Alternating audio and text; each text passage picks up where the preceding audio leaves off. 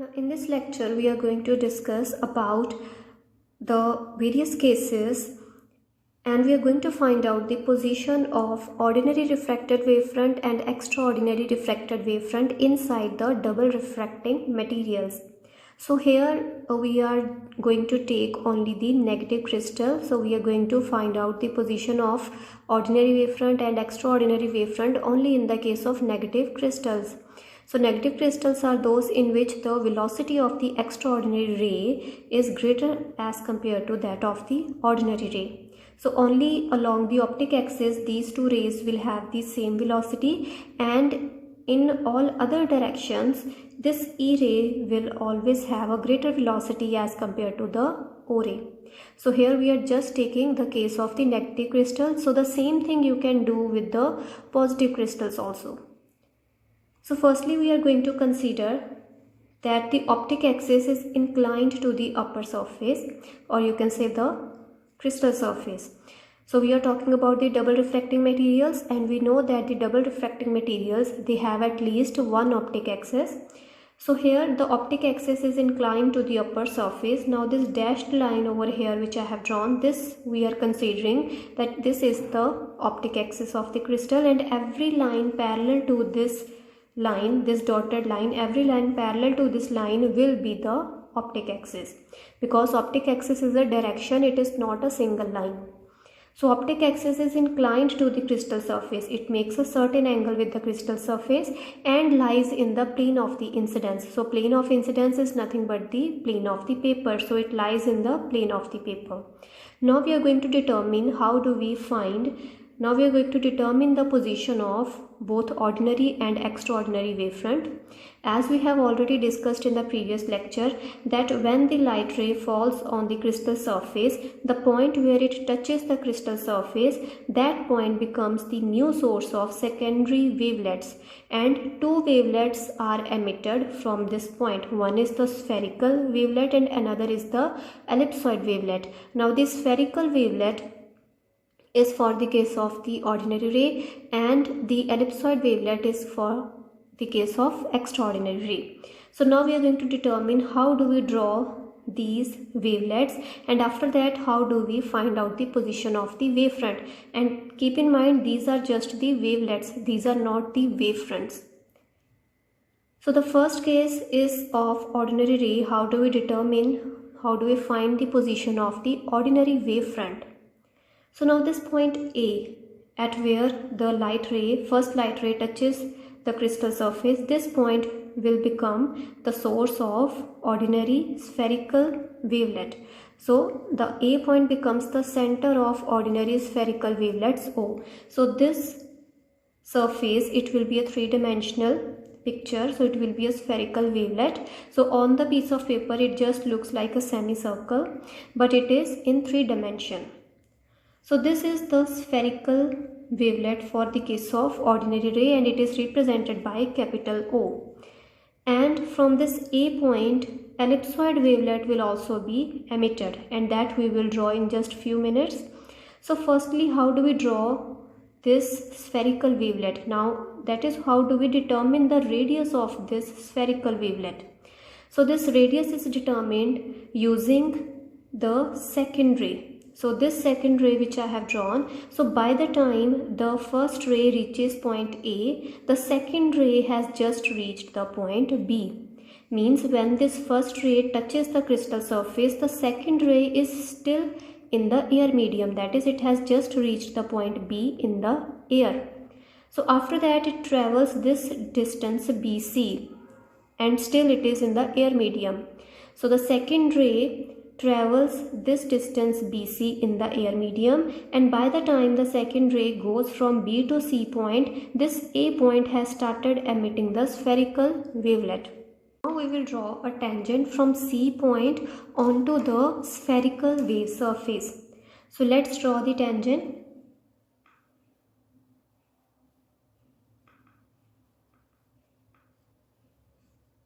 So this is the tangent from C point on the wave surface, So you can see that this tangent touches the wave surface at this point. So this point, we will join this point with the A point. So let's call this point as D point. So let's call this point as D point. And now we will join this A and D points. So when you will join this A point with the D point, so this will give you the direction of the ordinary ray. So ordinary ray will go in this direction. So the ordinary ray has reached this much distance inside the medium. It has traveled this much distance AD inside the medium in the time the second ray has reached from B to C point. So in the time the second ray goes from B to C point, the ordinary ray, it travels AD distance inside the medium, and its position is determined, the direction of the ordinary ray is determined by drawing a tangent from this point C onto this wave surface. And this solid green line which I have drawn, this is the wavefront of the ordinary ray, and it will be a plane wavefront. So here the wavefront of the ordinary ray is plane wavefront, and this is the direction of the ordinary ray. So the direction, the ordinary ray will go in this direction. And as we know that the direction of vibrations of the electric field in the case of ordinary ray are perpendicular to the plane of incidence, or you can say perpendicular to the optic axis. So we will draw here dots. So these dots represent that the direction of vibrations, they are perpendicular to this plane of incidence. So this is the ordinary ray. So this is how we find out the direction in which the ordinary ray will go, and the position of the ordinary wavefront, which is given by this line. So this tangent will give us the position of the ordinary wavefront. So in the similar manner, we are going to draw the wavelet for the case of extraordinary ray, and then by drawing the tangent from C point onto that ellipsoid, we are going to determine the direction in which the E ray will propagate. So for the case of E ray, in the case of negative crystals, we know, so in this whole article we are just considering the negative crystals only. The same derivation, the same diagrams, they can also be drawn for the case of positive crystals. So in these we are just taking the negative crystals. Now what is a negative crystal? So in the case of negative crystal, the velocity of extraordinary ray is always greater than the velocity of ordinary ray, or you can say that the refractive index of the extraordinary ray is less than as compared to the refractive index of the ordinary ray. And exception is that both these velocities are same for the case when they are traveling along the optic axis. So only along the optic axis both velocities are exactly the same. So for the case of E ray, we have already seen that for the case of E ray, the wavelet is ellipsoid. So its velocity is different in different directions. That is, in same amount of time, this E ray will travel different distances in different directions. So in same amount of time, it will travel different distances. So in one direction, it will travel maximum distance in same amount of time, and in the perpendicular direction, it will travel minimum distance. So the velocity of E ray changes as you change its direction of propagation. Therefore, its wavelet is not spherical like that of O ray, but it is ellipsoid. So for the case of negative crystals, the velocity is minimum. The velocity of E ray is minimum along the optic axis, and except optic axis, in every other direction velocity of the E ray is greater than VO. So VE is always greater than VO, which means that only along the optic axis the velocity of E ray is minimum. In all other directions the velocity of E ray will be greater than that of VO. So velocity of E ray is minimum, or you can say its refractive index is maximum. So both velocity and refractive index, they are reciprocal to each other. So the velocity of E ray is minimum, or you can say refractive index of E ray is maximum only along the optic axis. So only along the optic axis its velocity will be minimum, and mu E will be minimum perpendicular to the optic axis, or you can say VE is maximum. So VE will be maximum perpendicular to the optic axis. So along this dotted line, the velocity of E ray will be minimum, and perpendicular to the optic axis, that is in this direction, the velocity of E ray will be maximum. So perpendicular to the optic axis will come the major axis of the ellipsoid, and along the optic axis will come the minor axis of the ellipsoid. Ellipsoid has two axes, one is the semi major axis and another is the semi minor axis. So along the optic axis, we know that the E ray has minimum velocity, that is it travels minimum distance in same amount of time, which means that along the optic axis will lie the semi minor axis, and perpendicular to the optic axis will lie the semi major axis of the ellipsoid. So how do we determine the distance? How do we determine the semi-major axis and the length of semi-major axis and semi-minor axis? Now firstly, we know that along the optic axis, both E ray and O ray, they travel with same velocity. That is, they travel same distance in same amount of time. So the two wavelets, spherical and ellipsoid wavelets, will touch each other along the optic axis. And the optic axis over here, there are infinite number of lines which you can draw parallel to this dotted line, that is the optic axis. You can draw infinite number of lines, but you have to take only that optic axis which intersects with the point of origin of wavelets. So over here the A point is the origin of wavelets, so you have to take only that optic axis which intersects or which passes through this source of wavelets. So this is the optic axis you will take, and the point where the spherical wavelet and the ellipsoid wavelet will touch each other will be at this point, because along the optic axis both E ray and O ray travel same distance in same amount of time, so they both must touch each other along the optic axis. So both ellipsoid and spherical wavelets will touch at this point, where the spherical wavelet, it crosses or intersects with the optic axis. So the ellipsoid wavelet which we have to draw over here, the ellipsoid wavelet must touch at this point. So along this direction, the ellipsoid must have its semi-minor axis. So in this direction will be the semi-minor axis of the ellipsoid, because we are talking about the negative crystals, and in negative crystals along the optic axis velocity of E ray is minimum, whereas perpendicular to optic axis its velocity is maximum. So parallel to along the optic axis will lie the semi-minor axis. So this AX distance, this AX, as we had already denoted this point by X, so this AX will be the semi-minor axis of the ellipse, and its distance will be same BC divided by mu O, because BC divided by mu O is the radius of the spherical wavelet.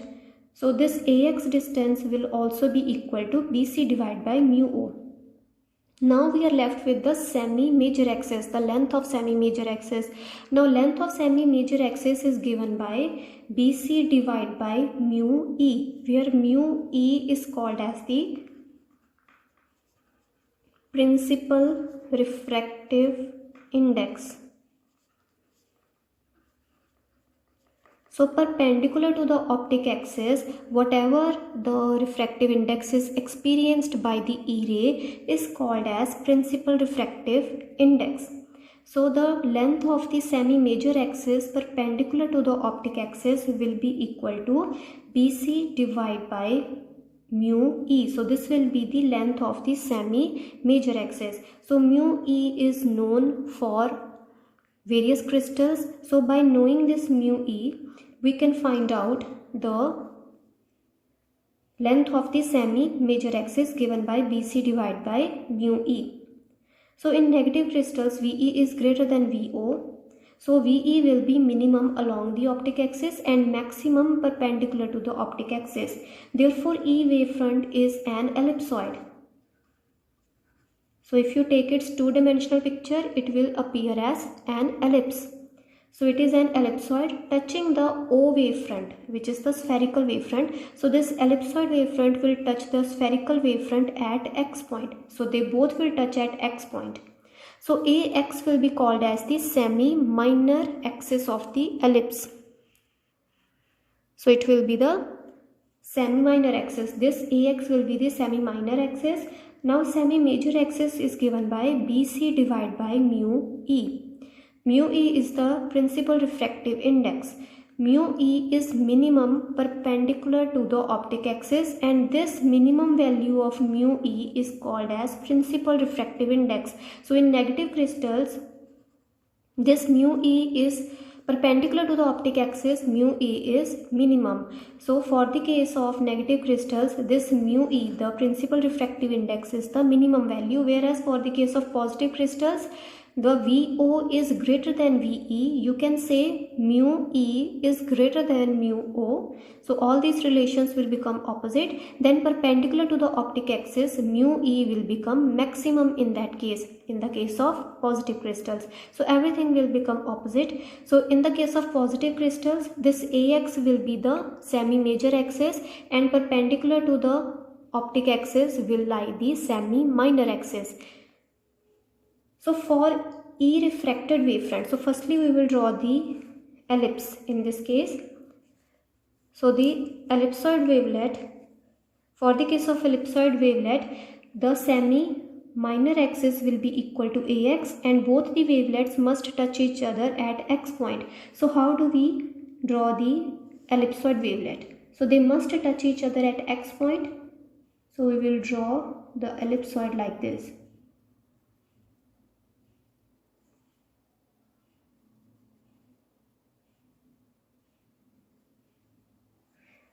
So you can see that perpendicular to the optic axis will be the semi-major axis, and its length will be equal to BC divided by mu E, where mu E is minimum perpendicular to the optic axis. So obviously BC divided by mu E will be greater than BC divided by mu O. Mu E is less than that of mu O. Mu E in the case of negative crystals is less as compared to mu O. So obviously BC divided by mu E, which is the semi-major axis, this axis, it will be greater than BC divided by mu O. So the ellipsoid, it will enclose the spherical wavelet. So the spherical wavelet will be present inside the ellipsoid wavelet. And it is in the case of negative crystal, whereas opposite thing happens in the case of positive crystals. In that case, this spherical wavelet will enclose the ellipsoid wavelet, means the ellipsoid wavelet will be present inside the spherical wavelet. So now for the determination of the wavefront of E ray. So for the determination of a wavefront, we will draw a tangent from this C point on this wave surface. So when you will draw a tangent from here, so this tangential surface, this is the planar wavefront for the case of E ray. So this will be the planar wavefront for the case of E ray, and this point where the tangent touches the wave surface. So let's denote this by point F. So let's denote this point where the tangent touches this wave surface. So let's say this is F. So now we will join the point A and F as we did in the case of the spherical wavelet. So we will join these two points. So this will give us the direction of E ray. So the E ray will propagate in this direction, and the plane of vibrations of electric field, they are in the plane of paper for the case of E ray, or you can say they are in the plane of the optic axis. So optic axis is present in the plane of the paper, so these vibrations will also be present in the plane of the paper. So this is the E ray and this one is the O ray. So now we are going to see the second case, which is the optic axis parallel to the upper surface. So in the previous case, the optic axis made a certain angle with the crystal surface, but over here the optic axis is parallel to the upper surface. So this is the optic axis direction which I have shown with dotted lines, and the optic axis lies in the plane of incidence. So it is lying in the plane of the paper. So first case we are going to see in this one is of oblique incidence. The light rays, they are making a certain angle with the crystal. So here we have oblique incidence. So here also we will draw the wavelets, both spherical and ellipsoid wavelets, and we will determine the position of the wavefront for each of the two rays. So as the optic axis is parallel to the face of the crystal in this case, the positions of O ray and E wavefronts can be drawn in the similar manner as before. So over here also we will draw in the similar manner. So firstly, at this point A, so when the first ray reaches point A, the second ray has just reached point B. So this second ray, it continues to move in the air medium, whereas this A point, it becomes a source of the spherical and ellipsoid wavelets. So by the time the second ray covers this distance BC, the spherical wavelet acquires a radius of BC divided by mu O. So it acquires a radius of BC divided by mu O. So at this point A, you draw a circle of radius, semicircle of radius BC divided by mu O. And after that, you make a tangent. You draw a tangent from this C point onto this wave surface.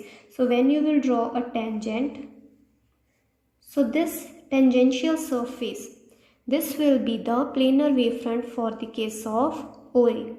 And when you will join this A point with this point where the tangent touches the wave surface, so when you will join these 2 points, this will give us the direction of propagation of O ray.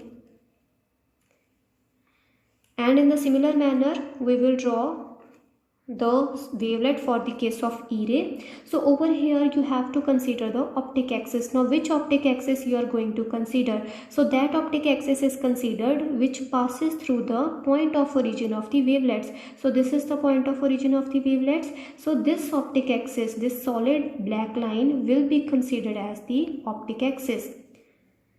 So now the two wavelets, ellipsoid and the spherical wavelets, must touch each other along the optic axis. So these both wavelets, they must touch each other at these 2 points. So at these 2 points, both the wavelets must touch each other because these 2 points lie on the optic axis.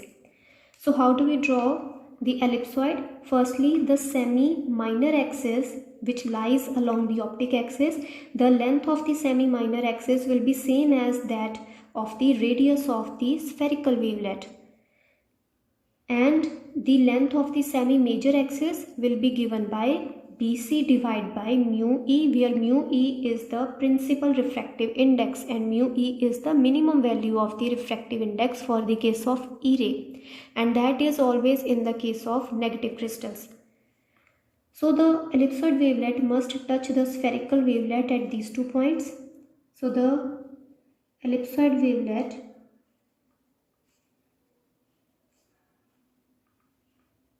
will look like this. So along the optic axis, the ellipsoid will have its semi-minor axis, and perpendicular to the optic axis, it will have its semi-major axis. So now you will draw a tangent from this C point onto this ellipsoid wavelet. So this tangential surface will be the planar wavefront for the case of E ray. And now you will join these 2 points, the point of origin of the wavelets and this point.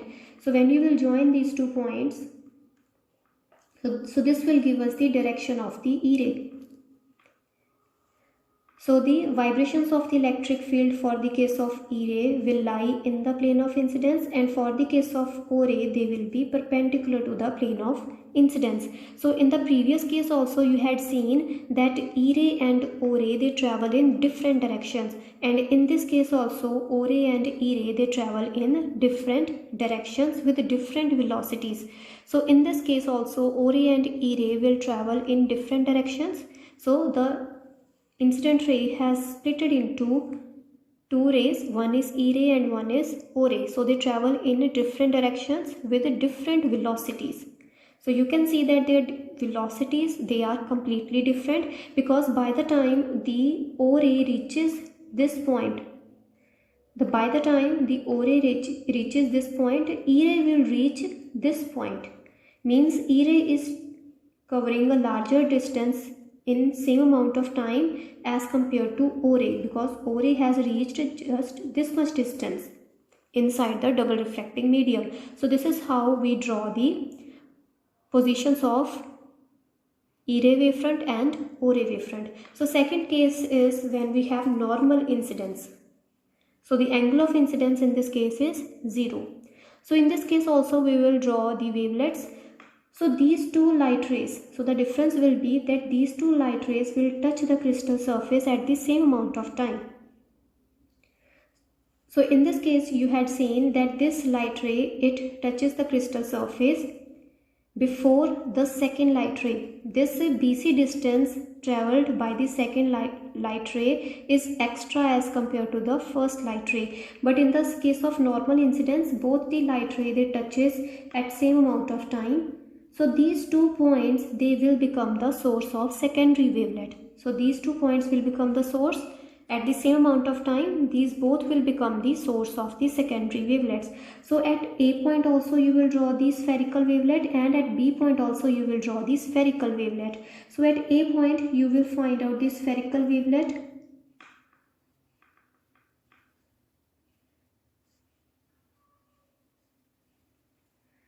So at A point the spherical wavelet we can draw, and at B point also we will draw the spherical wavelet for the case of OA. So radius of both these spherical wavelets will be the same, and the ellipsoid wavelet. So at A point you will draw the ellipsoid wavelet, as well as at B point you will draw the ellipsoid wavelet. Now both the ellipsoid and spherical wavelets will touch each other at these points, because these 2 points are the points that lie on the optic axis. So this is the optic axis we are going to take. So ellipsoid wavelet at B point will touch at these 2 points. So the ellipsoid wavelet will be drawn in this manner,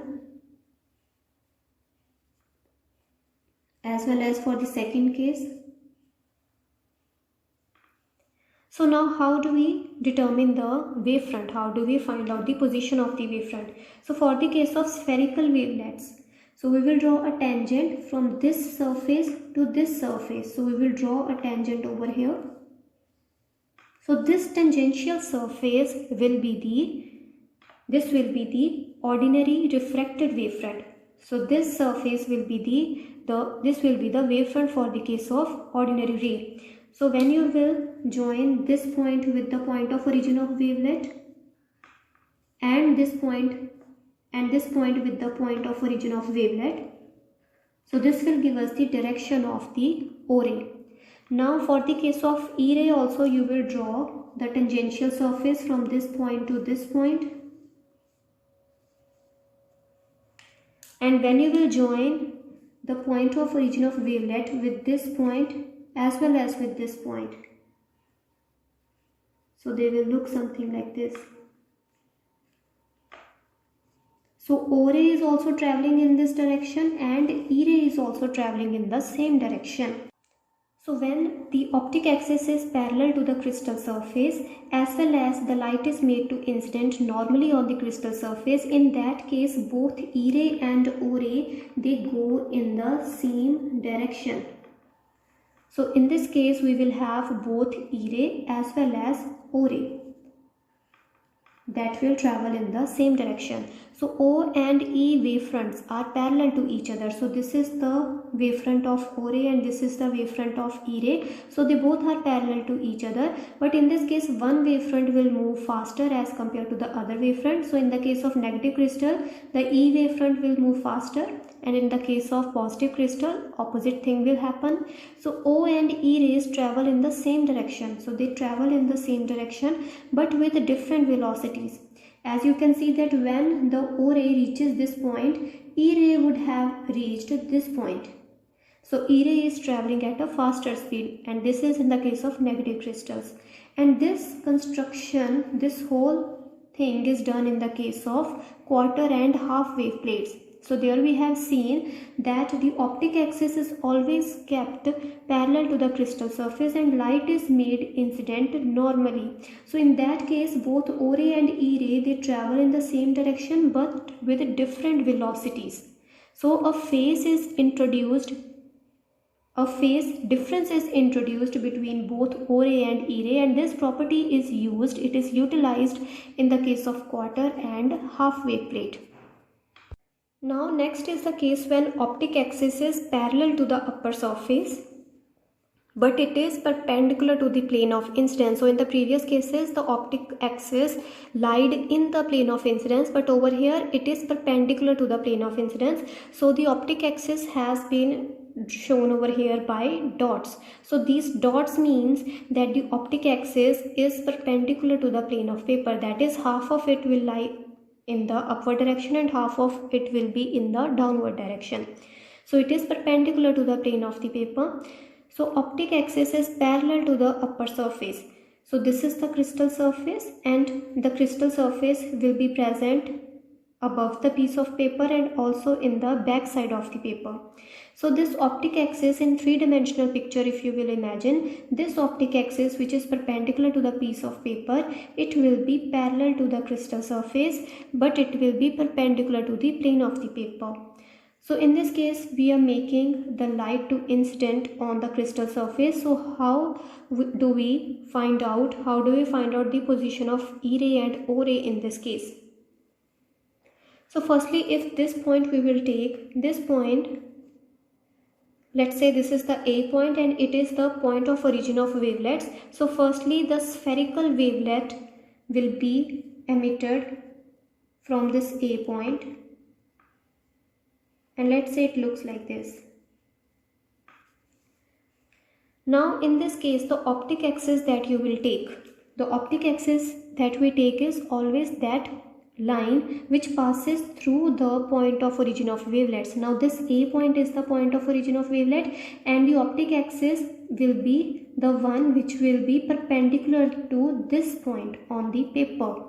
So the optic axis is perpendicular to the piece of paper, but the optic axis that we have to take is the one which passes through this A point and is perpendicular to the paper. So both the spherical and ellipsoid wavelets, they will touch the optic axis above the paper as well as below the paper. So they will not touch the optic axis in the plane of the paper. So this you have to imagine that the optic axis that you take will be the one which will be passing through this point A and will be perpendicular to the paper. And both E ray and both the wavelets, spherical and the ellipsoid wavelets, they touch each other along the optic axis. So over here, if you will imagine, then you will see that these two wavelets, O ray, the wavelet for the case of O ray and that for the case of E ray, they will touch above the paper as well as below the paper. So they will not touch at any point in the plane of the paper. So they will either touch above the paper and they will touch below the paper. So the ellipsoid wavelet will look like this. In the plane of the paper it will look like this. So this is pure imagination over here, that these two wavelets, they will touch each other above the paper as well as below the paper. But if you will take a cross section in the plane of the paper, then both the wavelets will appear to you as a circle. They will appear to you as a semicircle.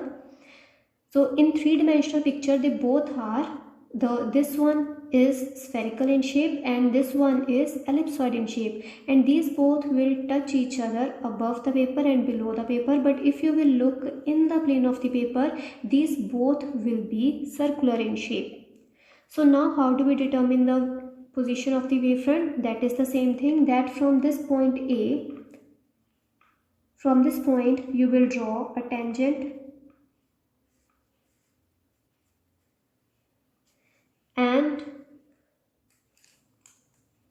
from this point you will draw a tangent to this surface as well. And when you will join these 2 points, they will give you the direction of E ray and O ray. So this is the direction of O ray and this one is the direction of E ray.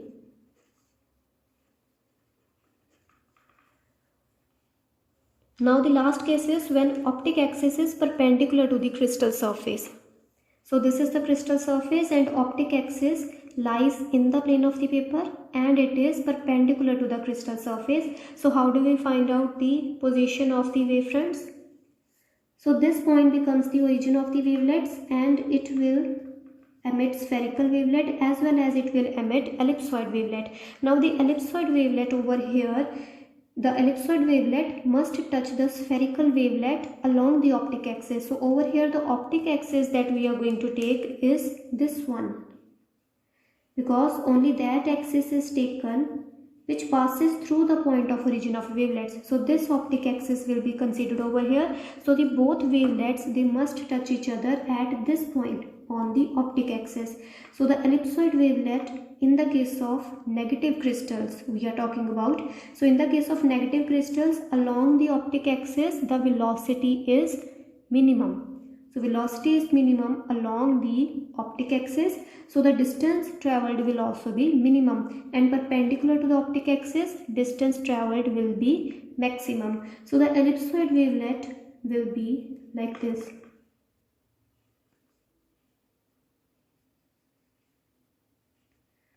And when you will draw tangents, so firstly you will draw tangent over here from this point, and for the case of spherical wavelet you will draw a tangent from this point. So this will be the direction of O ray and this one will be the direction of E ray. And this is the point A and this is the point B and this is point C. Now second case is when we have normal incidence of the light. So light is incident normally. So in this case these both points, they will touch the crystal surface at same time. So this point will become the origin of wavelets and as well as this point will also emit wavelets at the same time. So let's say the first point emits wavelet, spherical wavelet, and second point will also be the source of a spherical wavelet. So when you will join the tangents to these wave surfaces, so they will give you the direction. So they will give you the direction of E ray and O ray. Now for the case of ellipsoid wavelet, as you can see that optic axis is perpendicular to the crystal surface. So this optic axis we have to take, the one which is passing through the point of origin of the wavelets. So this optic axis has to be taken. So the ellipsoid wavelet will look like this.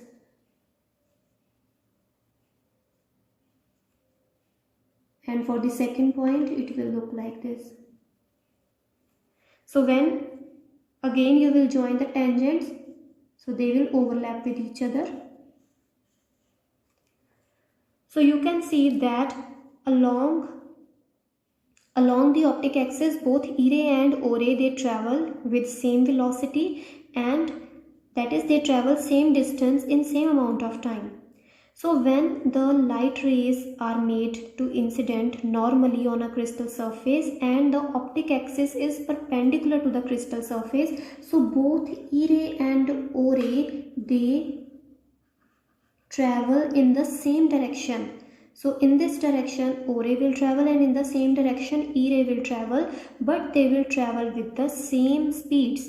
In the previous case, the one which we did on the previous page, so in that case the E ray traveled with a larger speed as compared to O ray. Both O ray and E ray, they traveled in the same directions but different velocities.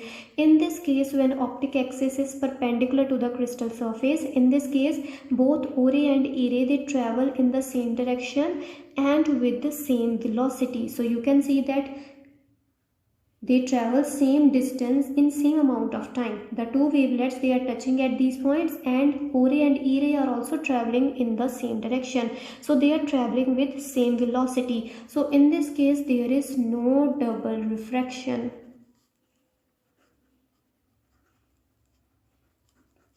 So this is how we determine the position of ordinary and extraordinary wavefronts in the case of double refracting materials.